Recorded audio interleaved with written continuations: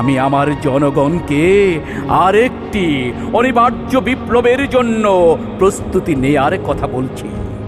যে বিপ্লব সাধিত হলে মানুষের শরীর থেকে খসে পড়ে শয়তানের লেবাস, জল্লাদের অশান্ত চিত্তে জন্ম নেয় বস্রায়ী গোলাপ, অর্ধ পৃথিবীর দুর্দান্ত শাসক কেঁপে ওঠে ফোরাত কুলের কোনো অনাহারী কুকুরের আহার্য চিন্তায়।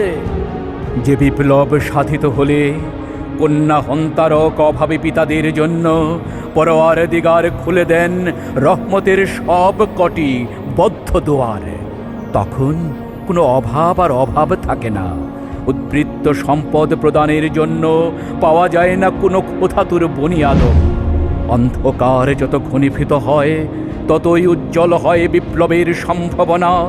একটি কৃষ্ণ অন্ধকার মানেই সামনে অপেক্ষমান একটি প্রস্ফুটিত সূর্যোদয়, একটি আরক্ত সন্ধ্যা মানেই বেগবান বুর্রাক চেপে ধেয়ে আসছে কোনো কুসুম সকাল, একটি কৃষ্ণ মধ্যরাত মানেই তার উল্টো পিঠে বসে আছে কোনো মৌমাছি দুপুর, একটি মিথ্যা মানেই তাকে ধাওয়া করছে কোনো দ্রুতগামী সত্যাস্ত্র, একটি অবাধ্য সমাজ মানেই সামনে নুহের প্লাবন, অনাগত ধ্বংস, আরেকটি নতুন সভ্যতার আমূল উদ্বোধন।